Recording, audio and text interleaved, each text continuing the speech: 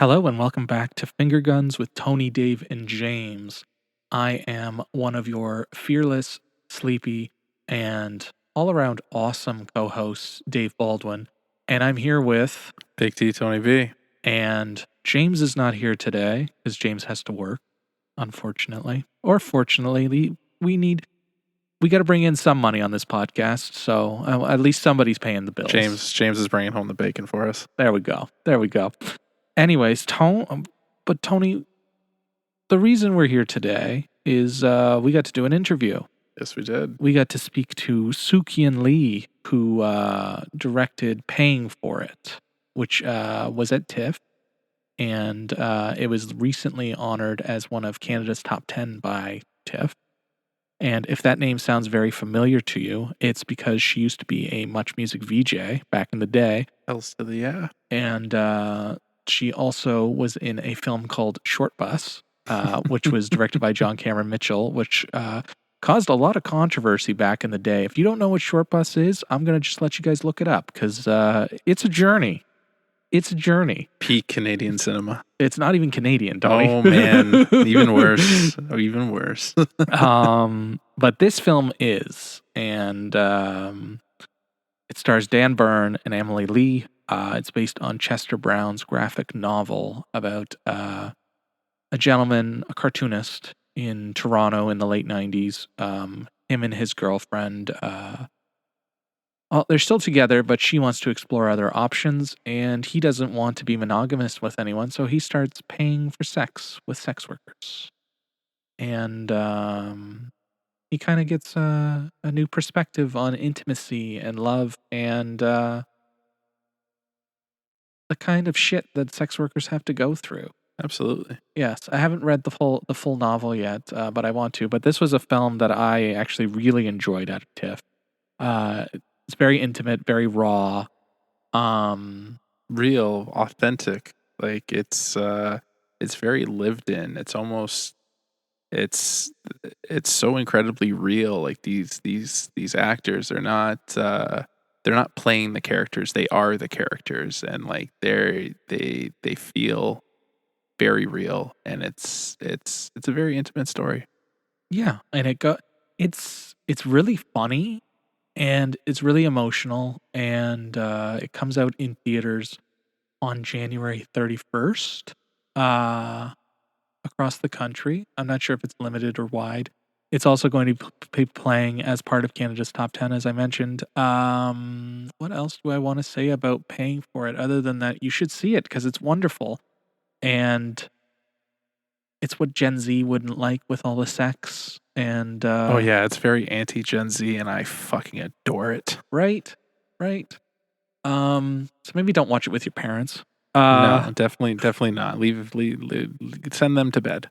All that to say, we had the opportunity to speak to Sook-Yin, which was amazing.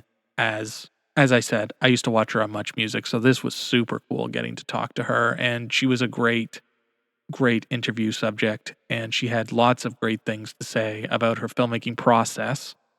And we got to pick her brain a little about her thoughts on sex and intimacy in cinema right now.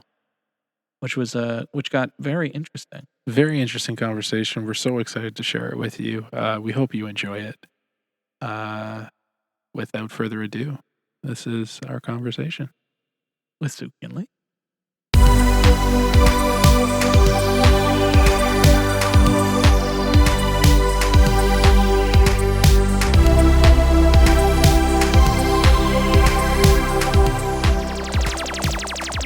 Well, hi, Sook-Yin. Thanks for joining us today, and congratulations on the film and Canada's top 10. Thank you. You're very welcome. We both loved the film. It was one of my favorites at TIFF. I know Tony liked it even more the second time. Yeah, I liked it a lot better the second time around, for sure. You hated it the first time? I never said that. I just said I liked it a lot more the Oh my second God. time. Well, watch it a third time. I mean, that's the interesting thing is, like, it is a comedy. It's a comedy drama. It's a bittersweet comedy, but it is funny. And I do find that when you watch comedies, like part of it is like you can't really watch it a second time because you've already known the jokes. But in a movie like this, I guess there's more drama because then you can, even though you know the jokes, it keeps generating more responses. Definitely. Yeah, I saw a lot more and realized a lot more and got more of those dramatic beats, especially in the back half of the movie for sure. Yeah, there's very many different levels. Like so kind of like you know, I always work within the kind of within a vernacular, a kind of accessibility, and so the comedy kind of helps the medicine go down. But there's some gristworthy and substantive things underneath the surface, and I think the more that you watch it, the more you kind of pick up on those nuances. For sure. Yeah, and totally. And what inspired you to want to adapt the graphic novel? I know it's close. Like you were with Chester, and it's kind of about it. Part of it, at least, is about your story. But like, why you specifically wanted to adapt it? Yeah, so Chester Brown is one of the best storytellers, regardless of medium. His particular medium is comics, and he's a great cartoonist. And he's been making comics that aren't for kids. They're like movies. They're dramatic, poignant stories that happen to be rendered in the comic book form. So been one of my favorite storytellers. He's done some great work. And so when Paying for It came out, having lived through this, basically Paying for It was his autobiographical comic book memoir of a time after we were a couple. And we never really broke up officially because we were really close. Chester and I are still each other's extended families. I just saw him the other night. We saw Salome, the silent film Salome, with a musical accompaniment. And yeah, he's just like a constant person, extended family person in my life. And some years ago, we were a romantic couple. And at that time, I was really young. He was one of my first relationships, and I could never get past a few years. And that happened to coincide with me getting my first job at Much Music as a VJ. So Chester's very bookish, very, very introverted, and suddenly I was like going to parties, meeting people, doing all this stuff, and he'd be like in the corner reading a book. So kind of like we were kind of going in different directions in terms of our passions and interests. And like so many love relationships, the sort of sexual aspect of our relationship began to dwindle, and I started to develop crushes on other people. And because of the nature of Chester and my relationship, we're always very honest with each other. And so instead of acting on those feelings, I told him about it, and we decided. And it was like, I pitched this idea because I'm from the West Coast, and a lot of people at that point, now apparently it's quite common here in central Canada, swinging in relationships. So opening up the relationship, essentially. So I pitched this idea. Well, what do you think about that? He's like, well, do you want to break up? I'm like, no, no, no, no. So then he's like, well, okay, let's try it. If that's what you really want to do. Chester is always really very supportive and a freedom-loving person. So he's like, okay, let's explore this together. And so I started kind of going the culturally sanctioned or approved of route of dating, and Chester being really nerdy, unable to flirt, disinterested in a relationship, was celibate for I think 2 years or like around 2 years, which is a long time. And finally, he kind of like it through happenstance, through stumbling into the idea of talking about it with various people. I think it was also when he went to a comic convention and saw one of his favorite pinup gals from his teenage time signing autographs. Like, anyway, the idea of paying for sex became more of a reality. And he's a very logical person. So he's like, maybe. At first he was like, I don't know if I can afford it. I'm not sure. Like, he had all these pragmatic, but finally he did. So his graphic novel is really about the time after we opened our relationship and his kind of foray into paying for sex in Toronto in the late 90s. And the thing that really struck me about the work is his honesty, for one, and also he really shone a light on the injustice paid for consensual sex workers. Basically, if you're a consensual sex worker in Canada and most of the world, you have very few rights. And the people that he met, who he had paid for sex encounters with, he saw that the kind of injustice of their lives, of which, when you're a sex worker, if things go off the rails, you can't call the police. You have very few labor rights, no rights, in fact, at all. And so his graphic novel was a political treatise on what he had discovered. And to me, that was really profound and interesting. And I asked if I could adapt it. And the thing about Chester's graphic novel was he wanted to protect all of the sex workers' identities. So he didn't reveal anything of them. Also, nothing of their physical characteristics that might out them, because, he was protecting their identities. And he kept secret all of those different things, those different conversations and so forth.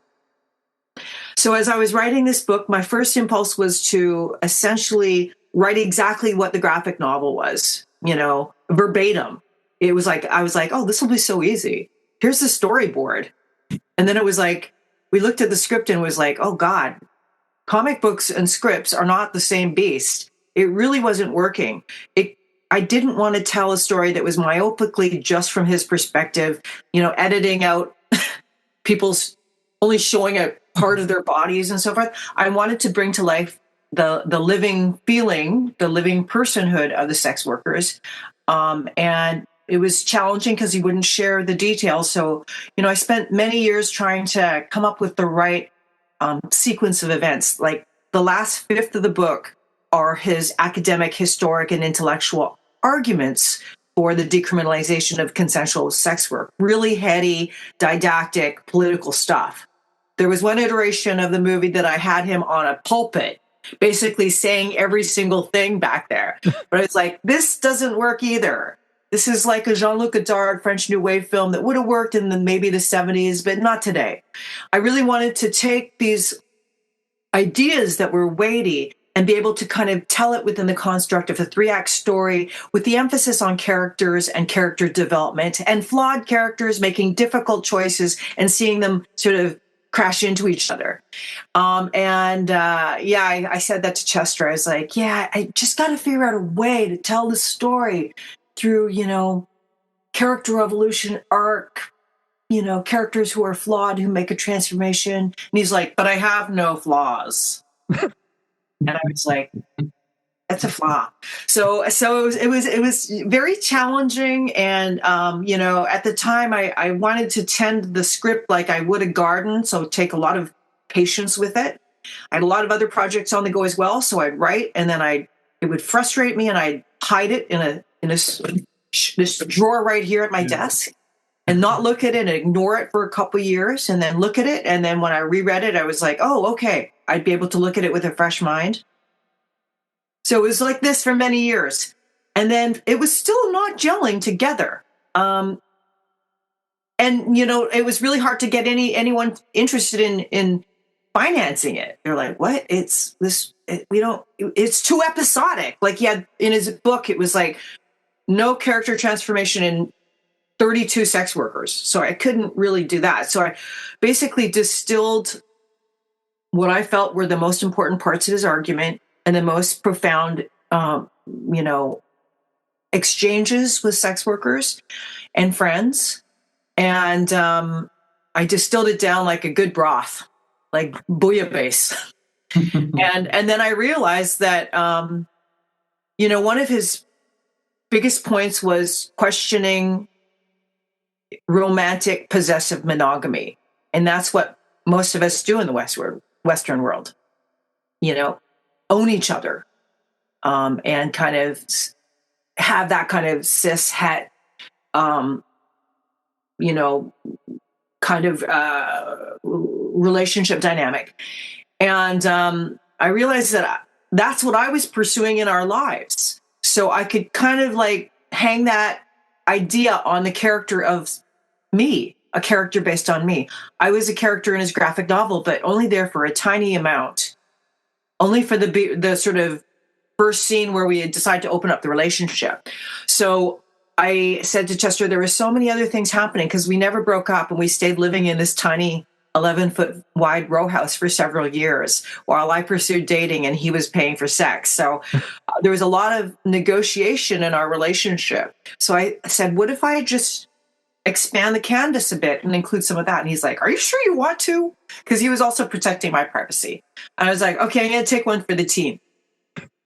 And so I did. The first iterations, I expanded it, and then I realized that I was simply like throwing a tennis ball up for him to like smash it down. I used myself as a straw man argument, and I was like, okay, you can't do that. You've got to like fully fledge your character, bring stuff up that was going on. So then I was more interested in, as opposed to kind of creating questions for the audience to go, like almost like a ball boy at a tennis match. What? So, yeah, I'm interested in movies that are love stories about relationships and dynamics between people. I really, that's kind of where my heart goes. And so that's, this is my version of his book, his graphic novel. It's almost like the movie Rashomon, where something occurs and eyewitnesses say what they saw. And so his graphic novel is really from his perspective. And then mine is from my perspective of what happened. And so the sex work element, the decriminalization argument is really key. To me, it was really important to not only bring the characters of the sex workers to life, and I was able to, interview, research for many years, talk with sex workers to see about their reality, and really, the movie kind of asks the audience to maybe ponder, question their own decisions, their own biases, their assumptions around relationships and love, and also consider the injustice of consensual sex workers not granted basic human rights, labor rights. So yeah, it all came together like that. Very nice. We can just stop talking now. That's everything. You guys, the brothers are both like. No, that's great, and I like how that you brought up that the additions that you made, and I wanted to ask you how challenging was it to tap into your psyche and tap into the history of certain moments in your relationship? Yeah, well, I think Chester and I mean, he's been mining autobiography for several years. And my first film when I was a teenager was called Escapades of the One Particular Mr. Noodle, a ratty version you can find on YouTube. And that was an autobiographical story of my summer job walking the streets of Vancouver dressed as a 10-foot egg noodle. So, like, I come from a family of storytellers who really talk about their experiences. My dad lived through war. He's a great storyteller. He was an orphan kid. My sister's a great storyteller. She just, she's great about like finding completely imaginary ideas, and she would regale me with those as a child. So really coming from a family of storytellers and really putting a high love of story, that I just love stories. It's like, it's a big part of my upbringing. So, autobiography and sort of drawing from events in my life, like Chester, comes pretty naturally to me. I do find even when I make a work of fiction, a ghost story like Octavio is Dead, my last movie, it had a seed of real life experience in that story, even though I really fictionalized it. And I mean, Paying For It is not a documentary. It's in the realm of autofiction. So I call her Sunny. I don't call her Sook-Yin. I kind of take elements from my life, but also use those as building blocks to craft a story. And so I think there was enough time and distance for me to be able to not feel completely mired in the memory of it. There are some heavy things that happen, but I think because I've made peace with those things or learned from those things, I was able to kind of use them within the context of a movie. And it wasn't painful at all. In fact, I think about that time of my life, a young adult, like I love that time. When you're a young person, you screw up a lot. but you go out there and you live and you make a lot of mistakes and you get up and you keep going and you make more mistakes. So there's something that's very engaging and alive for that time for me. And I also love Chester so much. And so revisiting those times for me was really pleasurable. There was a lot of stuff that I cut out of the edit that had to do with me. It was just too long. And I found that, I was going on tangents that had nothing to do with Chester. So I had to whittle away much of the stuff that was not to do with Chester. So I retained the things that happened to Sonny that were really about Sonny and Chester. And so there was many things that I cut away that were hardships within my family that really kind of inform her decisions. There's still nuances that you can pick up about why Sonny is making certain decisions. There's an off-camera argument that Chester is eavesdropping on, and you can hear that she's arguing with a relative on the phone. So you can feel the logic of that underneath, but it doesn't go in an expository way. So, I in general, it wasn't challenging. And I know Emily Lay, who plays my alter ego Sonny, she's a great actor and she has access to her emotions. They're very close to the surface. And so it was really important for me to include her contributions, her interpretation, and kind of like guide her through this, because it could be challenging stuff for her because she had to go to some heavy emotional places. But, I did feel that overall it wasn't too difficult at all. That's nice to hear. You see that translate in the film. I like that you brought up it being it wasn't documentary, but it felt like reality. It didn't feel like we were watching actors act. We felt like those were the characters. Like that was Chester, that was Sonny. Like they were just those characters. You kind of have to do that. Yeah. When you're casting, like Dan Byrne is such a great actor. He was in 20th Century, and he's a wonderful actor. Not only was he a fan of the source material, Chester's graphic novel, I brought him and Chester together, and him and Chester share a lot of really important qualities. They're both very logical, very generous. They share many things, and there is a quality of Dan in Chester and Chester in Dan. And with Emily, it was a little bit more of a stretch, but what I loved about Emily was when she and Dan were together, you could really feel the love. So like oftentimes when people break up or have a difficulty in their relationships, oftentimes, they're dead to me, over, you're gone, whereas with Chester and I, we always stayed present in one another's life. And that was really important. So when I saw Emily and Dan together in their auditions, even though they were really challenging one another, there was always a grounding of love, which was really, really important. And Emily is also first generation Asian Canadian. And so some of the struggles that Sonny has, I think she could relate to. So even in every single role, even if the person is in there just for a little bit, it's really important for me to have a feeling of a life lived. That they're coming in not just to pretend to be, but like they come in and you sense kind of like where a life behind them. Yeah. So it was very important to me to cast, especially the actors playing the roles of the sex workers.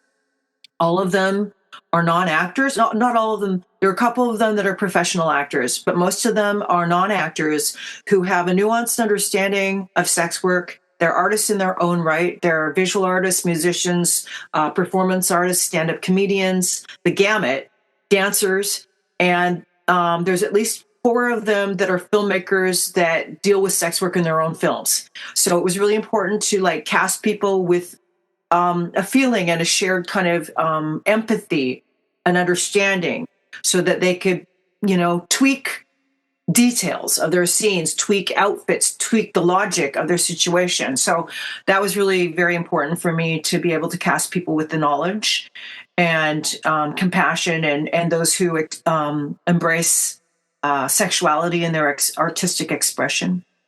And then so many great comedians. And again, I mostly didn't do the traditional casting process. There are just people that I knew from karaoke or friends who are great, comic actors. And yeah, it was casting is key, and beautiful cast. And then also the locations. We shot in my home where the real life events occurred. And not only was it affordable, but it also exuded what you say is authenticity, a feeling. There's a kind of resonance. So I think that all of those elements contribute to that kind of feeling like you're watching something for real.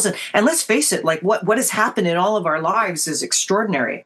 And when you're confabulating and trying to write something for the screen entirely from your imagination, it's really easy to fall into stereotypes. Whereas life is much more nuanced and complicated and more interesting than the stereotype of usual script. A lot of weird things happen in our lives that are really, really cinematic.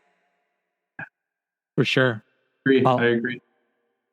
I think we got time for one more question, and I just wanted to ask, much like your other films, the film is very frank in its depiction of sexuality and nudity, and it's not necessarily the same as other film and media in 2025, 2024. Did this inform your decisions in shooting these scenes? Did you receive any pushback on what you could and couldn't show? Just because, I don't know, I read something on Twitter the other day where someone was going on about how there's too much sex in TV and movies, and then everyone else was like, well, there's not. And then we watch something like this where it is very frank, you see a lot of the intimacy. I've often used nakedness. I don't even think of it as nudity, but nakedness as a kind of, it strikes me as very tender and vulnerable and kind of exposed in our humanity. But I was in an explicit movie as an actor called Short Bus many years ago, and that was the time before intimacy coordinators. And this is all of my movies have been about love relationships, because it's a very dynamic realm of how the power dynamic and how we interrelate with other people in terms of, sexuality or emotion. Love is very intense. So I'm drawn to that metaphor because it really reveals a lot about the human condition. Whereas now, when I had to shoot paying for it, not only did I only have 20 days to shoot, then to use an intimacy coordinator for the first time. And I think that's a wonderful development in movies to have for the actors to feel like they have a say, that they have a person in their court who can talk to the rest of the team and the production to ensure that their needs are taken care of. But it also is very much more time consuming. You have to have exponentially more money to have an intimacy coordinator. And also, just like a DP and just like an AD, you can't just hire any intimacy coordinator. You have to hire a good one. And the best ones will be very intuitive feeling and know how to respond to each of the people and also adapt to the set. So, there were times where, this movie, they had, for the intimate scenes, they're called modesty garments. So there's never any, skin to skin contact. It was all simulated situations. But then I remember one take, and it was like an amazing take. Chester sees his first sex worker, Kitty, and the actors, Leah Rosa Bastianis and Dan Byrne, were brilliant. Mwah, mwah, love you. It was a long scene, and it was like a very long scene, no cuts. And it was like, and they did such a great job. Right after when I said cut, the intimacy coordinator and the AD were both pointing to my monitor saying, but we saw the intimacy garment. And they're like, here. I was thinking, oh my God, I can't ask them to redo that. That was perfection. So then, after a while, I was kind of like, okay, let the garments be. I'll just kind of fix it. I'll make a shadow in post. And then after a while, it was kind of like, I was very thankful for Dan Byrne. He was like, I'm good to go, Sook-Yin, full frontal. He was very cognizant in his scenes with other people that he was very, very supportive and very mindful of their feelings and sensitivities. But for him, his own self, his soul shots, he's like, okay, and I'm not interested in glamorous stuff. I'm interested in how we wake up in the morning and go to the shower. We're naked. dress in the shower. We're naked and we see our bodies and they're not the best, you know? And so Dan was good with that, you know, and it's, you know, in terms of the sex work, I neither glamorize nor denigrate sex work. I ask people to reconsider and reevaluate the work that goes on for consensual sex workers. And in terms of the intimacy and nudity, I try to just make it very relatable so that people can, they get it, you know? So after a while, we are, interestingly enough, we've already seen a lot of women nakedness since the Renaissance and prior. What we don't see is dudes. You know, so like, it's like during when I was showing people, they're like, oh God. I mean, Dan's just walking across his bedroom to grab a comic and he's got no clothes on. People are like, do we have to see? I'm like, this is so indicative of the shame that we feel and the embarrassment and the tenderness and vulnerability we have as human beings. So I was like, wow, okay. There was a point where, okay, I have enough nakedness. I don't need to overindulge in that. And so I started moving scenes along where, you know, I began to like on my iPhone, or not my, I have an Android, on my cell phone. Okay, oh shit, there's a naked scene coming up. Google, classic paintings with 2 naked bodies. And then it would bring up like a Rembrandt, like all these old classic paintings. And there were ones where I could, there's 2 lovers entwined on a bed and you don't see anything, but they're naked. Okay. And then I get the actors to like put their bodies exactly like the painting. So I wouldn't have to worry about, you know, revealing all this stuff. I could just concentrate on the story. After a while, I started to say, okay, no nudity, just head and shoulders. That's it. We don't need to see anything else. We need to get to the story.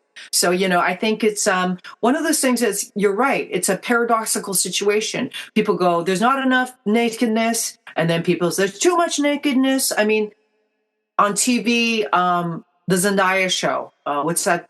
Euphoria. The TV show? Yeah. I always forget the name.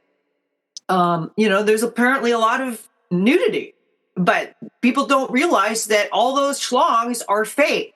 They're prosthetics. Because the actors are like, I want the perfect schlong, please. Here you go.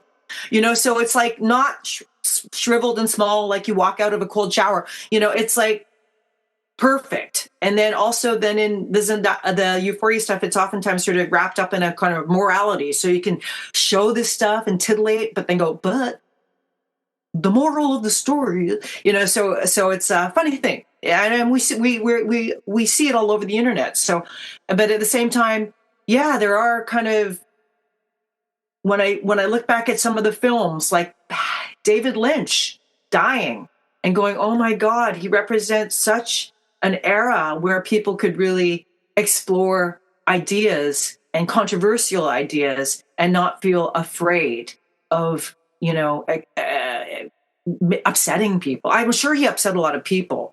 But there just seemed to be more kind of, I feel like we're kind of in both an open and then also backwards time. So, yeah, I mean,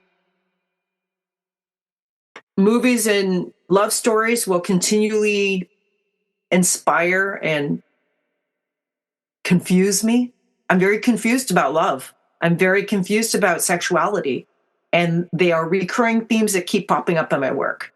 And as the times and social ideas, trends come and go, I think I will continue to ruminate over that, which is interesting to me. And then it kind of, yeah.